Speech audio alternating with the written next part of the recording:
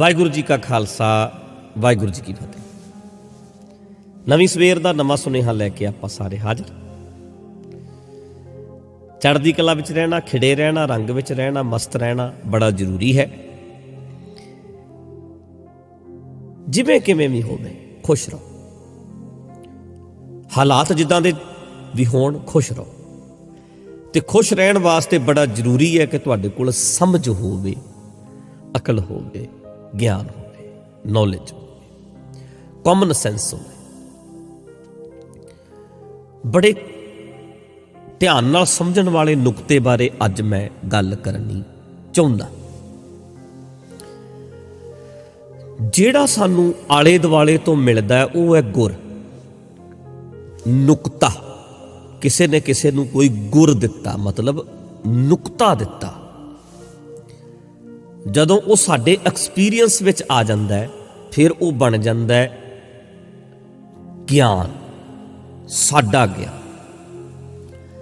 जदों सानू कोई दसदा है उदों वो गुर है, नुकता है। साडे एक्सपीरियंस विच आके, तजर्बे विच आके फिर जदों असी किसी नू दसदे हां उहदे बारे वो है ज्ञान, क्योंकि तजर्बे च आ गया, प्रैक्टिकल कीता ते साडा ज्ञान है ना वो, क्योंकि प्रैक्टिकल हो गया।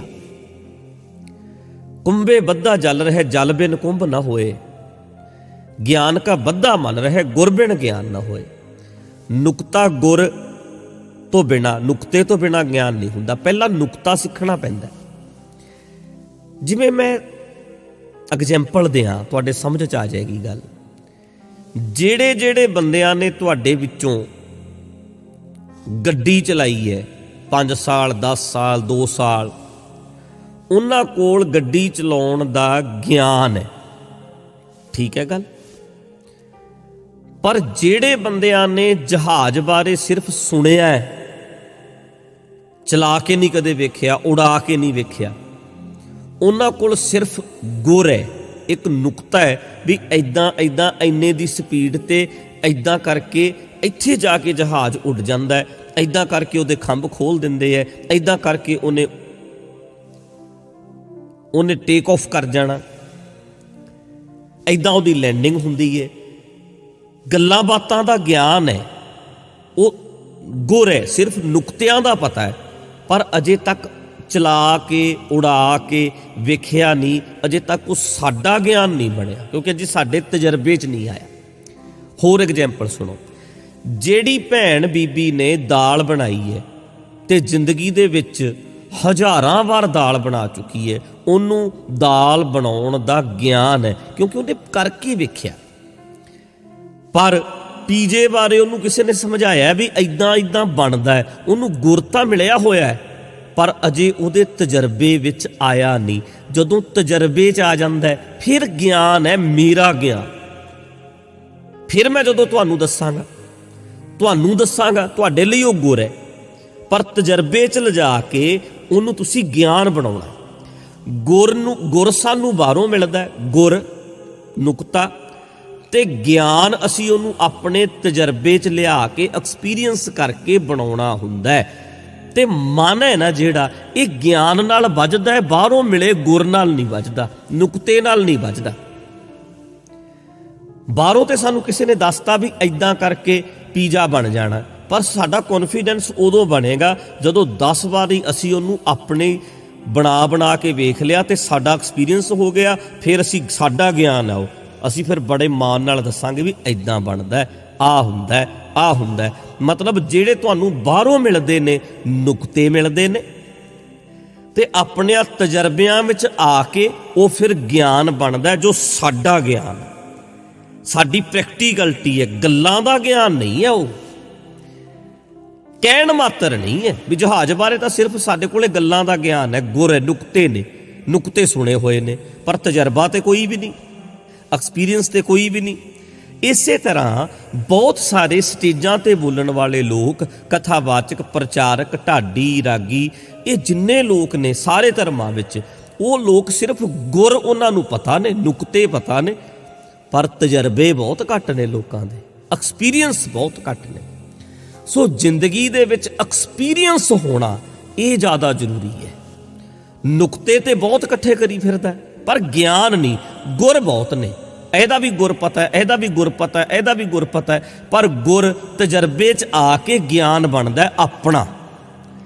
ਮੈਨੂੰ ਸਿਰਫ ਸਬਜ਼ੀ ਬਣਾਉਣ ਦਾ ਗੁਰ ਹੀ ਨਹੀਂ ਪਤਾ, 500 ਵਾਰ ਬਣਾਈ ਹੈ, ਮੇਰਾ ਗਿਆਨ ਹੈ, ਇਹ ਤਜਰਬਾ ਹੈ, ਮੇਰਾ ਗਿਆਨ ਹੈ, ਬਣਾ ਬਣਾ ਕੇ ਐਕਸਪੀਰੀਅੰਸ ਕਰ ਕਰਕੇ ਵੇਖੀਏ, ਇਹ ਗਿਆਨ ਹੈ। ਇਹ ਗੱਲ ਨੂੰ ਪਕੜਿਓ ਜਰਾ ਧਿਆਨ ਨਾਲ। ਸੋ ਜਦੋਂ ਗਿਆਨ ਬਣਨਾ ਹੈ ਨਾ, ਗਿਆਨ ਕਾ ਬੱਧਾ ਮਨ ਰਿਹਾ, ਗਿਆਨ ਨਾਲ ਸਾਡਾ ਮਨ ਹੈ ਟਿਕ ਜਾਣਾ, ਵੱਜ ਜਾਣਾ ਮਨ ਤੇ ਕੌਨਫੀਡੈਂਸ ਭਰਿਆ ਜਾਣਾ। ਗੁਰਬਿਨ ਗਿਆਨ ਨਾ ਹੋਏ, ਨੁਕਤਾ ਸਾਨੂੰ ਬਾਹਰੋਂ ਕਿਤੋਂ ਨਾ ਕਿਤੋਂ ਮਿਲੇਗਾ, ਨੁਕਤਾ ਬਾਹਰੋਂ ਹੀ ਮਿਲੇਗਾ ਕਿਤੋਂ ਨਾ ਕਿਤੋਂ, ਫਿਰ ਸਾਡੇ ਤਜਰਬੇ 'ਚ ਆ ਕੇ ਉਹਨੇ ਸਾਡਾ ਗਿਆਨ ਬਣ ਜਾਣਾ। ਤੇ ਜਿੰਨਾ ਗਿਆਨ ਵੱਧ ਹੋਵੇ ਓਨਾ ਕੌਨਫੀਡੈਂਸ ਵੱਧ ਹੁੰਦਾ। ਵੇਖੋ ਬਾਹਰ ਗੱਡੀ ਖੜੀ ਹੈ, ਚਲੋ ਜੀ ਚਲਾਉਣੀ ਹੈ ਤੇ ਕੌਨਫੀਡੈਂਸ ਨਾਲ ਜਾ ਰਹੇ ਹਾਂ ਕਿਉਂਕਿ ਕਿੰਨੀ ਵਾਰੀ ਡਰਾਈਵ ਕੀਤੀ ਹੈ। ਜੇ ਕੋਈ ਸਾਨੂੰ ਕਵੇ ਬਾਹਰ ਟਰੱਕ ਖੜਾ ਹੈ, ਔਖੇ ਜਾਵਾਂਗੇ, ਅੱਛਾ ਟਰੱਕ ਚਲਾਉਣਾ ਪੈਣਾ।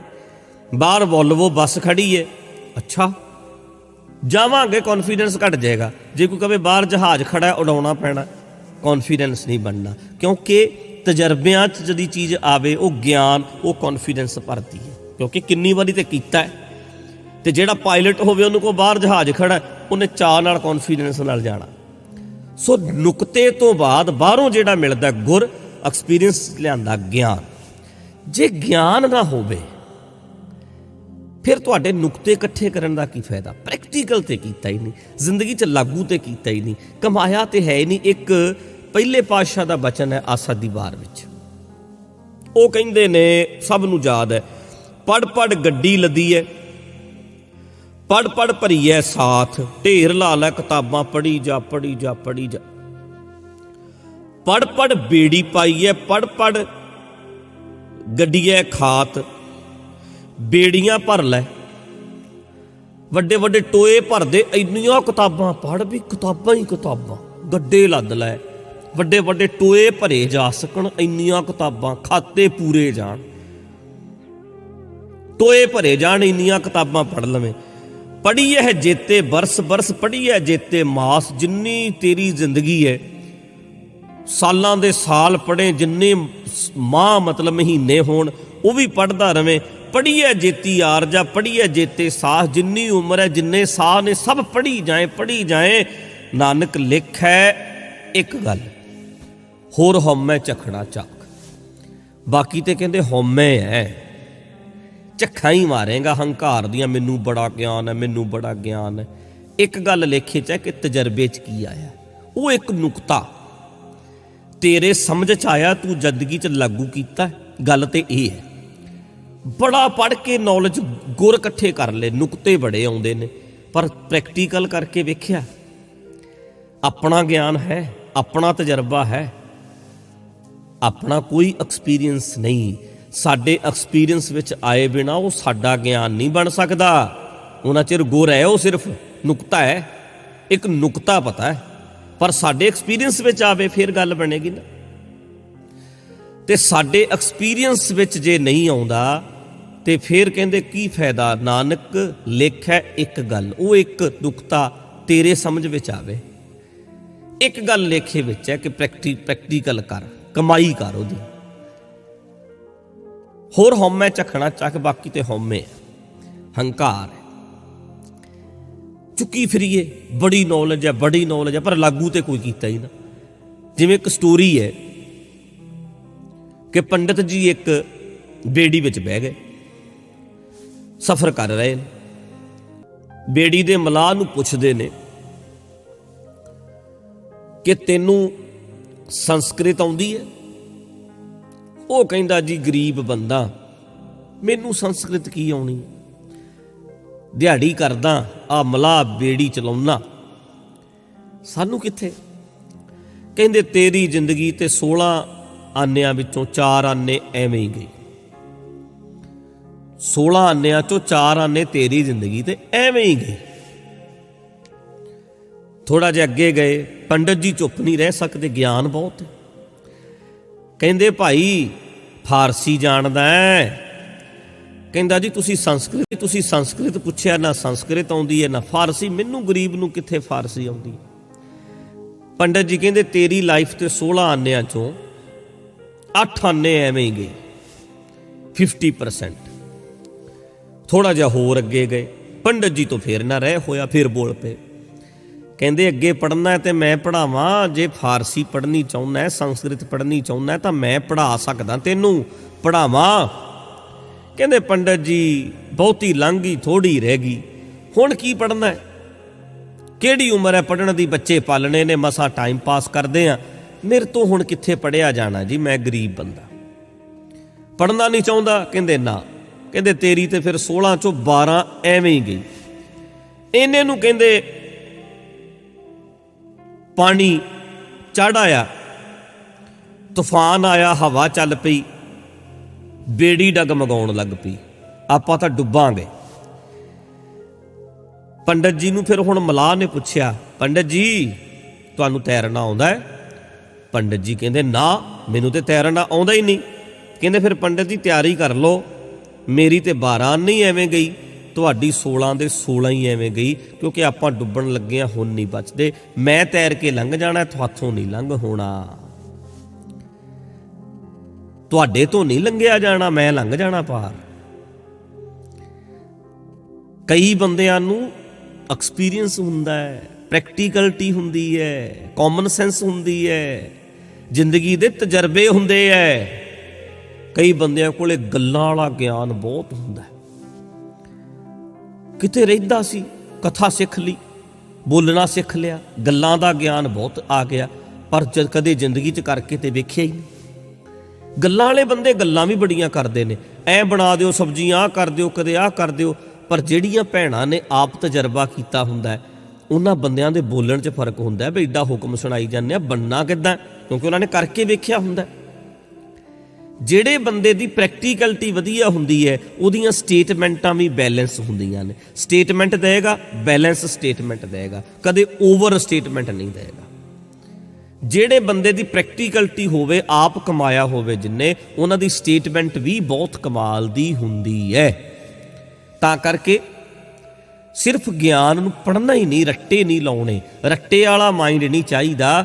ਜੋ ਸੁਣਦੇ ਆ ਨੁਕਤੇ, ਕਿਤੋਂ ਨੁਕਤਾ ਮਿਲ ਗਿਆ ਕੋਈ ਚੰਗਾ, ਉਹਨੂੰ ਪ੍ਰੈਕਟੀਕਲ ਕਰੋ, ਐਕਸਰਸਾਈਜ਼ ਕਰਿਆ ਕਰੋ, ਐਕਸਰਸਾਈਜ਼ ਨਾਲ ਆਹ ਹੁੰਦਾ, ਆਹ ਹੁੰਦਾ, ਆਹ ਹੁੰਦਾ, ਇਹ ਨੁਕਤੇ ਨੇ।